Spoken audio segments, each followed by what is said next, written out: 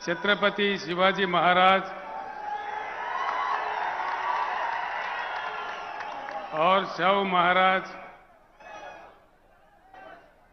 Doctor B.R. Ambedkar, doctor Jyotirao Phule, मां सावित्रीबाई, ऐसे महान पुरुषों को जन्म दिए इस पावन धरती महाराष्ट्र धरती को मैं प्रणाम करता हूं।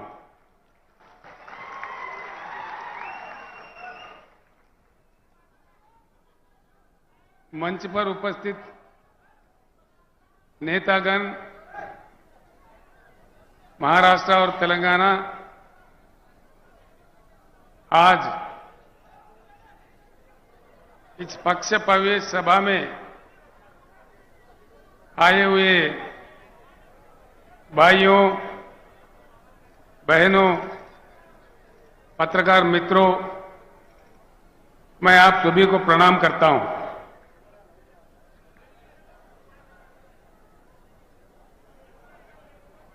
एक नई पार्टी बीआरएस पार्टी कुछ समय पहले ही जन्म लिया था। इस पार्टी का नाम पहले टीआरएस था। ये तेलंगाना राज्य तक सीमित था। देश के हालात समझने के बाद देश के विचारधारा को बदलने की आवश्यकता को समझने के बाद हमने फैसला लिया है कि हमको राष्ट्रीय स्तर पर काम करना है। इसी चीज को लेके हमने बीआरएस का उद्घाटन किया है। पूरे देश भर में काफी समर्थन मिल रहा है।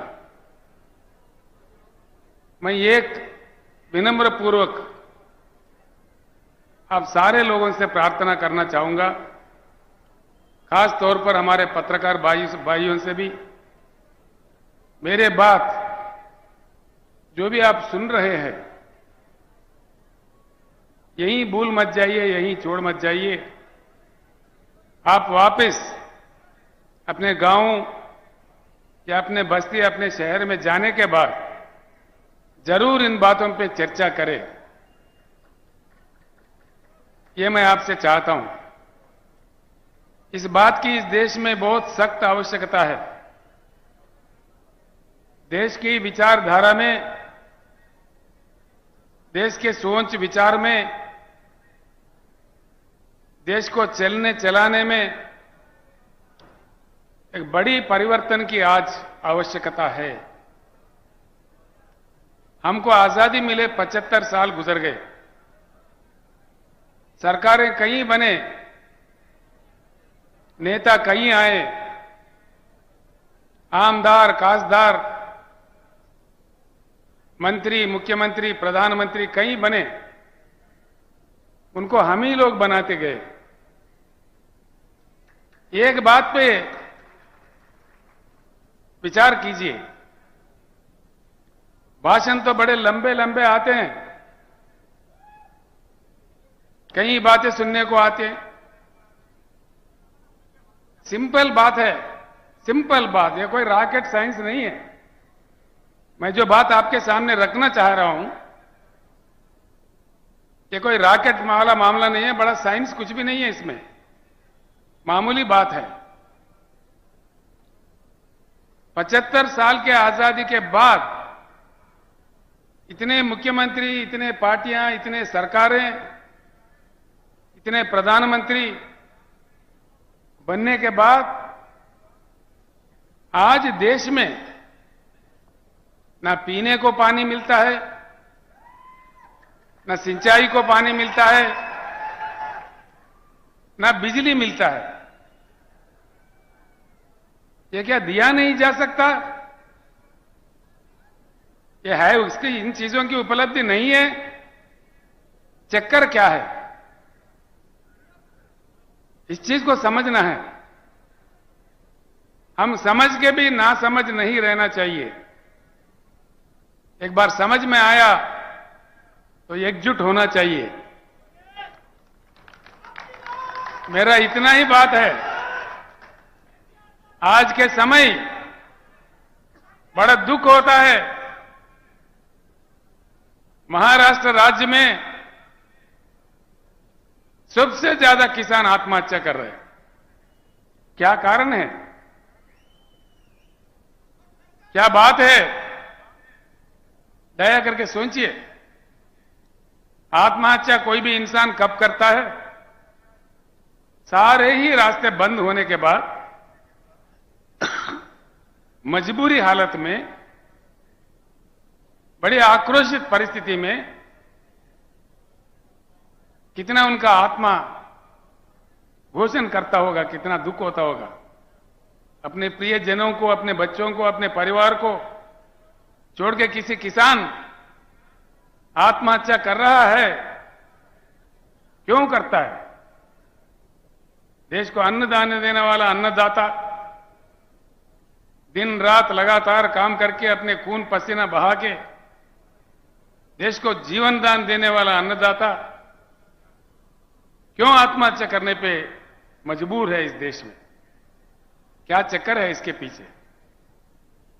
ये सोचने की बात है। अब इससे बुरा और क्या हो सकता है? एक तरफ हमारे किसान मर रहे, रंग बिरंगी झंडे, भाषण देखो, माइक पड़ जाता है, घंटों पर भाषण, असेंबली में भाषण, पार्लियामेंट में भाषण। लेकिन किसानों के जो प्रेत, धान के जगह जो प्रेत उग रहे हैं किसानों के खेत में, इसमें रुकावट नहीं आ रही है। इसीलिए बीआरएस का सबसे पहले नारा, हिंदुस्तान में पहली बार किसी पार्टी ने कहा है, वो बीआरएस पार्टी है, अब की बार किसान सरकार।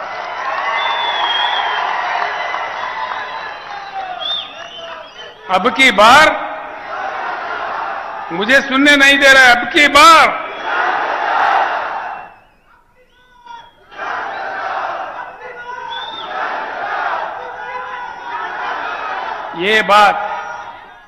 ये बात अगर हमारे किसान समझे, हमारे किसान अगर इस बात को समझे, धर्म के नाम पे, रंग बिरंगी झंडों के नाम पे, जाति के नाम पे, राजनीतिक पार्टियों के नाम पे बंटवारा नहीं होते हुए अगर हम एकत्रित हो, एकजुट हो, वज्रमूठ हो, ये कोई असंभव बात नहीं है। सिंपल बात है। इस देश में किसानों की संख्या 42% से ज्यादा है। 16 करोड़ हमारे किसान परिवार है, और उसमें मजदूर खेती, हमारे खेती पे काम करने वाले जो मजदूर भाई है, हमारे साथी है, वो दोनों अगर मिला दिए हम 50% से आगे है। सरकार बनाने के लिए इससे ज्यादा ताकत नहीं चाहिए। एक ही बात, गांव में जाकर चर्चा कीजिए आज रात में, आज में, कल में, जब आपको टाइम मिले, अपने दोस्तों के साथ, अपने किसानों के साथ संजीदा बैठ के चर्चा उठाइए। क्या केसीआर ने आके नांदेड़ में ऐसा कहा कि यह बात सच है कि झूठ है? मैं इतना ही आपसे प्रार्थना करता हूं, जो लोग समझते हैं बात को, एक दीप से दूसरा दीप जलाए जैसा बात को फैलाना चाहिए, समझाना चाहिए। मुझे पूर्ण विश्वास है, भारत बुद्धिजीवियों का देश है, बुद्धुओं का देश नहीं है। वक्त आने पर, देश को बात समझ में आने पर, महापुरुषों को, महानेताओं को यूं तुत्कार दिया। देश में जब इमरजेंसी लगा, पाबंदियां लगे, लोग नायक जयप्रकाश नारायण के एक आवाज पे सारे देश एकत्रित हुए, उस समय के महान नेताओं को यूं उठा के फेंक दिए। आज वक्त आया है किसान भाइयों, बहुत हो गया इंतजार। 75 साल काफी लंबा ही समय होता है। अब तक हम हल चलाते हुए कलम किसी और के हाथ में दिए। किसानों को आज सिर्फ हल चलाना नहीं, कलम चलाना, कानून बनाना भी सीखना चाहिए। बोलने से फायदा नहीं है भाइयों, खाली बोलना नहीं है, नारा लगाना नहीं है। खुद बन जाओ आमदार, खुद बन जाओ खासदार, तभी बनेगा किसान सरकार। ये चेतना अगर आ गया, मैं एक बात आपके सामने रखता हूं, मैं कोई अमेरिका का कहानी या किसी अन्य देश का कहानी या किसी अन्य राज्य का कहानी नहीं कहता। जो अपने महाराष्ट्र राज्य में उपलब्ध है, भाई क्या बात है। अब एक ही बात है, जब भी चुनाव आता है ना, चुनाव आने पर क्या हो रहा है, किसी न किसी पार्टी जीतता है, किसी न किसी नेता जीतता है, लेकिन जनता हारता है। अब कुछ उल्टा होना चाहिए। आगे चुनाव जब भी होगा, जनता को जीतना चाहिए, वो किसानों को जीतना चाहिए। हमारे समस्याओं का वही समाधान है। हकीकत में क्या है, भारत क्या गरीब देश है? बिल्कुल नहीं है। आप लोगों को आश्चर्य होगा, राजनीति में मेरा जीवन अब तक 50 साल बीत गए। मैं राज्य मंत्री, एमएलए, एमपी, केंद्र मंत्री, मुख्यमंत्री, कई चीज पे काम किया। अनुभव के साथ मैं कह रहा हूं, सत्य यह है कि हमारा देश अमेरिका से भी धनवान देश है। करने वाला अगर हो, नेता का काम ईमानदार हो, काम दमदार हो, अमेरिका से भी हम प्रबल आर्थिक शक्ति बन सकते हैं, इसमें कोई गुंजाइश, कोई शक नहीं है। लेकिन नहीं बनते। एक ही बात से आप समझ जाओगे। एक छोटी सी बात मैं आपको कहूंगा, मैं आपका ज्यादा वक्त भी खराब नहीं करूंगा, जो आप आसानी से समझ पाओगे वो बात मैं आपके सामने रखना चाहता हूं। यहां भारत में संपत्ति है, उस संपत्ति से प्रजा वंचित है। क्यों? क्या पाप किया है जनता ने? प्रकृति ने, भगवान ने 4 चीज, बहुत ही मूल्यवान चीज हमको दिया है। वो है पानी, भूमि, कोयला, काम करने वाले 140 करोड़ जनता। इस देश में अमेरिका हमसे 2.5 गुना बड़ा है, लेकिन उनके पास कृषि योग्य भूमि सिर्फ 29% है। चाइना हमारे से 1.5 गुना बड़ा है, लेकिन उनके पास कृषि योग्य भूमि सिर्फ 16% है। पूरे दुनिया में सिर्फ भारत ही ऐसा देश है जहां 50% कृषि योग्य भूमि है। भारत के भूमि को एकड़ में अगर नापा जाए, भारत का सारा जमीन, भारत देश का 83 करोड़ एकड़ बनता है, 83 करोड़ एकर्स। इसमें सीधे ही 41 करोड़ एकड़ कृषि योग्य भूमि है। ये आंकड़े मेरे नहीं है, केंद्र सरकार के आंकड़े हैं। एक चीज भूमि है, दूसरा चीज बारिश होता है भारत में हर साल। ये भी मेरे आंकड़े नहीं है, सेंट्रल वाटर कमीशन के आंकड़े हैं। 1,40,000 टीएमसी की बारिश होती है इस देश में, 1,40,000। इसमें आधा बारिश होने के समय में, आधा प्रतिशत इसमें बाष्पीकरण होता है, इवापोरेशन होता है। बाकी 70-75 हजार टीएमसी शुद्ध पानी हमारे नदियों में बहता है, कश्मीर से लेकर कन्याकुमारी तक।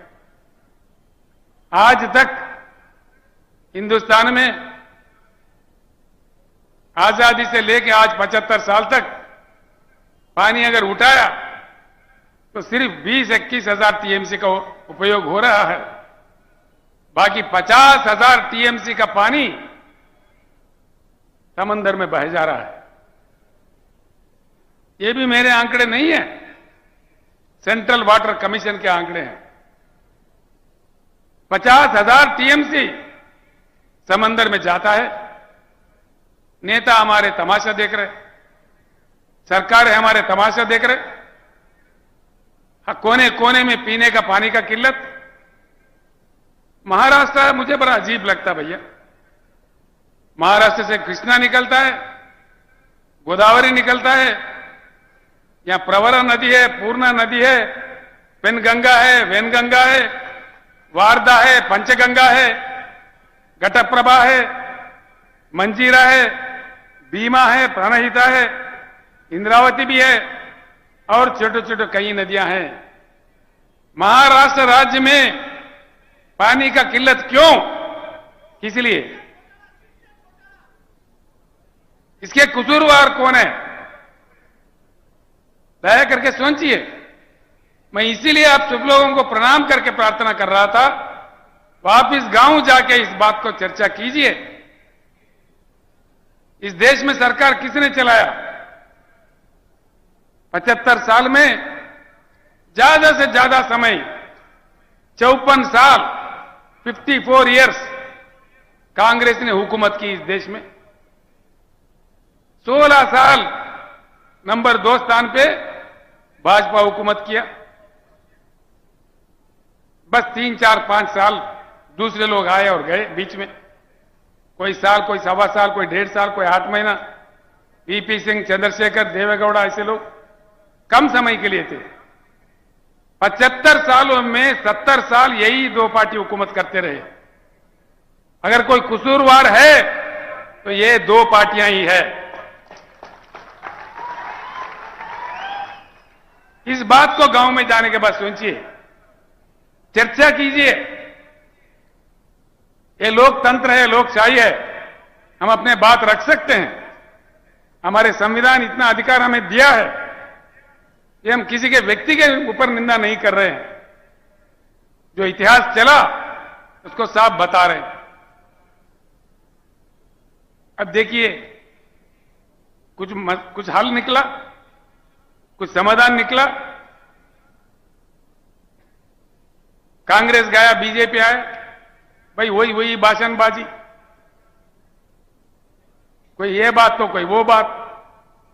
तू कितना, मैं कितना, तू कितना का आया, मैं कितना का आया, तेरा वो घोटाला तो मेरा ये घोटाला, तेरा अंबानी तो मेरा अदानी।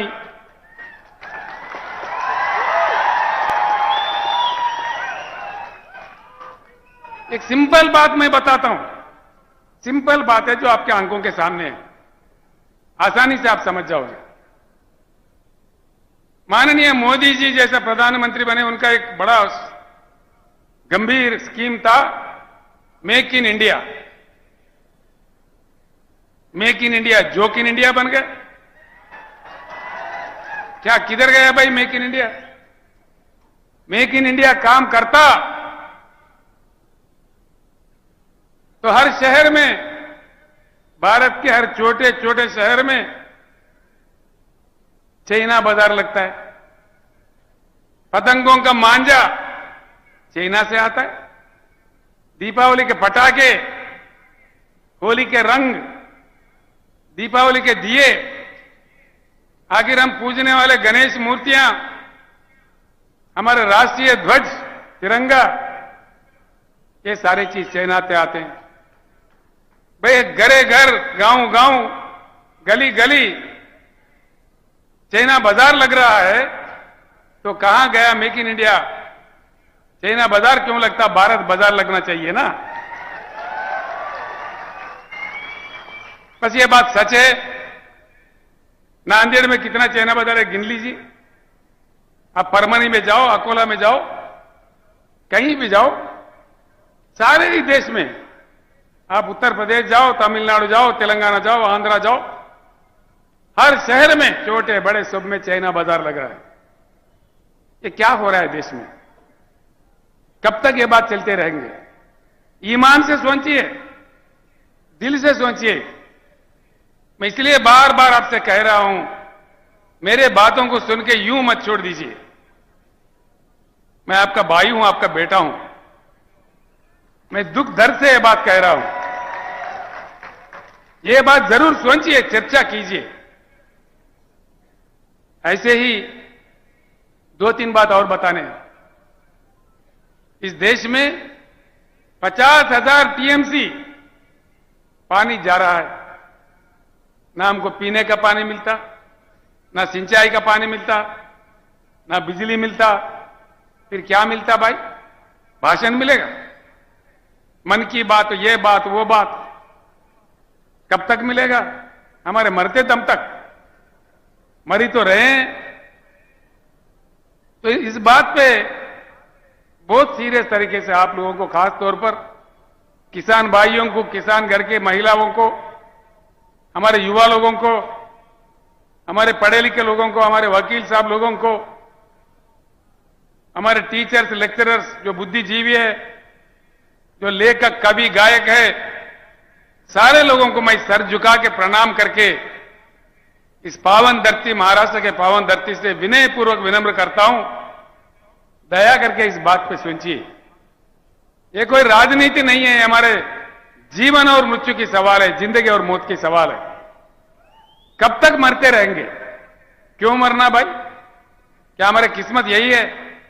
हम आत्महत्या करने के लिए पैदा हुए? और तो और देखिए, मैं आपको एक बात बताता हूं। 2-3 बातें हैं, आप बड़ी आसानी से समझ सकेंगे। महाराष्ट्र में नदियां इतने सारे हैं, देश में तो और कई हैं। जैसा मैंने कहा आपको, मैं यहां से यहां के बाद पत्रकारों के पास काफी मटेरियल दूंगा आज।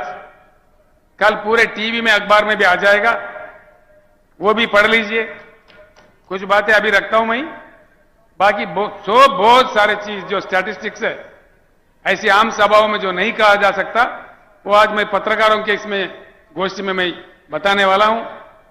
कल जरूर दया करके अखबार भी पढ़िए, लोकमत पढ़िए, देशोन्नति पढ़िए, जो जो पत्र आपके पास आते हैं वो पढ़िए। एक बात सुनिए, दुनिया का सबसे बड़ा रिजर्वायर, पानी का रिजर्वायर है, हमसे बहुत छोटा देश में, जिम्बाब्वे देश में है। उसका स्टोरेज कैपेसिटी, उसकी क्षमता है 6,500 टीएमसी, 6,533 टीएमसी। सबसे दुनिया का बड़ा ये रिजर्वायर है। इसी प्रकार के नाइलू नदी पे, रशिया में अंगारा नदी पे, चाइना में हैंगजी नदी पे, अमेरिका में कोलोराडो नदी पे, किसी अन्य देशों में, अन्य नदियों पे 1000, 1500, 2000, 3000, 4000, 5000 टीएमसी के रिजर्वायर्स बन चुके हैं। इतना विशाल भारत, इतनी विशाल जनता, जहां सूखा भी पड़ता है, जहां बाढ़ से भी प्रभावित होता है, ऐसे क्या कम से कम 3-4 रिजर्वायर नहीं होना चाहिए? होना चाहिए कि नहीं होना चाहिए? सुनने में नहीं आ रहा है। होना चाहिए। ऐसे बड़े बड़े रिजर्वायर बनना चाहिए। फिर क्यों हमारे सरकार चुप बैठे हैं? मतलब ये नहीं बनते, और उल्टा चक्कर क्या बनते? क्या बनते? ट्रिब्यूनल। भाई देखो, मैंने जैसा कहा, हिंदुस्तान की कृषि योग्य भूमि है 41 करोड़ एकड़। सरकार अगर सही है, ईमानदार है, पानी उठा के दे दे तो हिंदुस्तान के हर एकड़ में पानी जा सकता है, पानी दिया जा सकता है। ये पानी दिया जाए नहीं दिया जाए, बोलिए, दिया जाए? समंदर में जाने के पानी लेके उठा के भूमि पे लाया जाए कि ऐसा ही छोड़ा जाए? आना चाहिए, उधर से वो नहीं बोल रहे, आना चाहिए पानी। जो चाह रहे हाथ उठाइए, आना चाहिए। तो मन तो साफ है, आना चाहिए। फिर कैसे आएगा? क्या ये सरकारों पे हम आशा कर सकते हैं? क्या ये बनाएंगे? ये तो ट्रिब्यूनल डालते हैं, ट्रिब्यूनल 20, 25, 30 साल तक ट्रिब्यूनल का अवार्ड नहीं आता। उसके बाद कितने हमारे ऊपर लगा दिए, ग्रीन ट्रिब्यूनल, मट्टी ट्रिब्यूनल, एनवायरमेंट कमिटी, वो परमिशन नतीजा आए तक और 15 साल। उसके बाद फिर बजट, फिर पास करो, बनो प्रोजेक्ट, यानी कि तीसरा चौथा पीढ़ी में कोई पानी नहीं आएगा। 100 साल के बाद आएगा पानी। क्या ये सरकारें बनाएंगे? हम आशा कर सकते हैं? इसीलिए हमने कहा है अब की बार किसान सरकार। किसान सरकार बना तभी यह बात संभव हो सकता है। किसान सरकार बने तो ही पानी समंदर में जाने से रुक जाके जमीन पे आ जाएगा। हमारे बीड जिले में आएगा जहां सूखा पड़ता है, हमारे जालना में आएगा, हमारे परभनी में आएगा, हमारे लातूर में आएगा, हमारे गढ़चिरौली में आएगा। हर जगह जहां पानी की किल्लत है वहां आ जाएगा। घरे घर में भरपूर पीने का शुद्ध पानी हमारे घरों में आएगा। भाइयों, मैं आपसे एक बात कहना चाहूंगा जरूर। मैं तेलंगाना का मुख्यमंत्री हूं। 8 साल पहले तेलंगाना भी आपसे बड़ा बुरा हाल में था। करंट नहीं मिलती थी, पता नहीं कब आता कब जाता, भगवान जाने।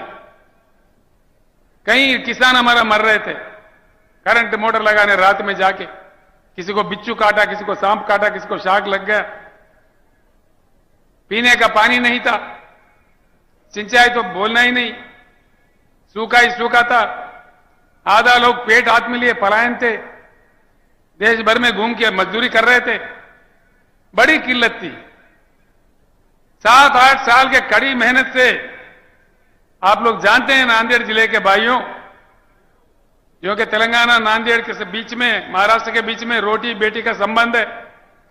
रोज आना जाना है। आपके लोग, लाखों लोग, हजारों लोग तेलंगाना में आते रहते हैं और तेलंगाना के भाई बंधु यहां भी आते हैं। आज 24 घंटा करंट मिलता है तेलंगाना में।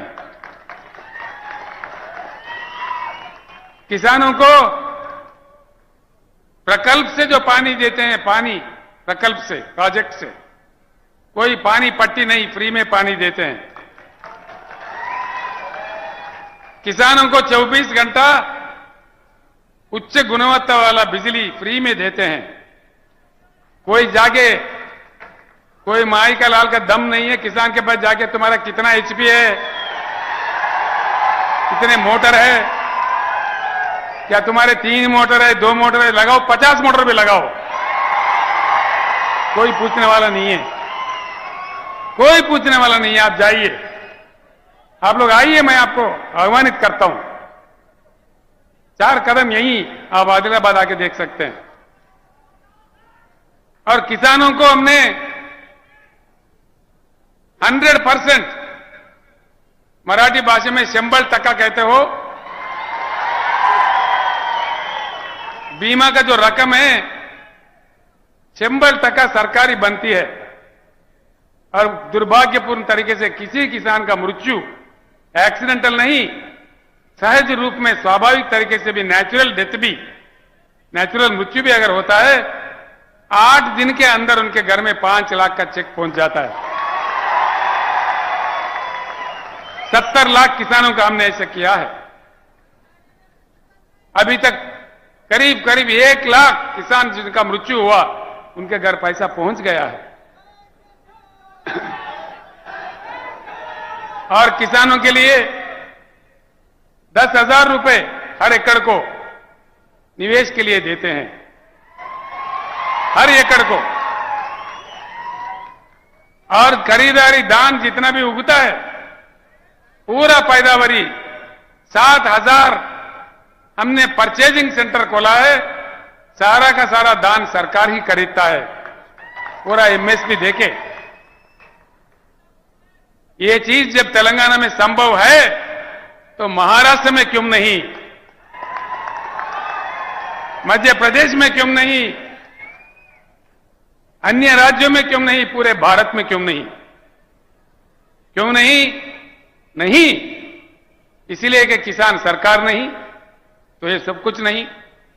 जहां किसान सरकार है वहां ये सब कुछ है। तो हम भी महाराष्ट्र में ये चाहेंगे या नहीं चाहेंगे?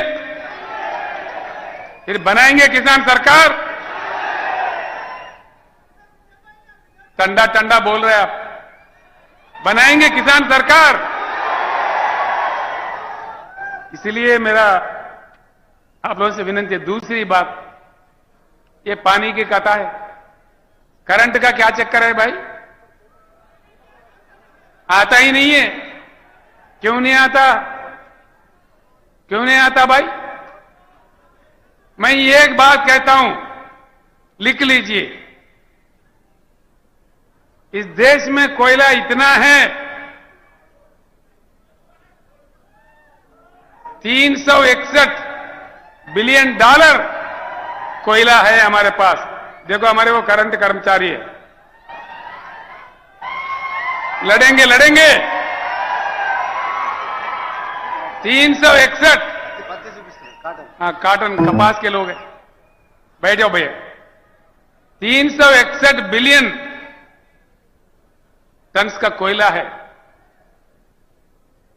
देश को जितना करंट चाहिए उतना अगर कोयला से बिजली पैदा करके अगर देश में 24 घंटा करंट भी दे दें, 125 साल के लिए ये कोयला सीमा बस है।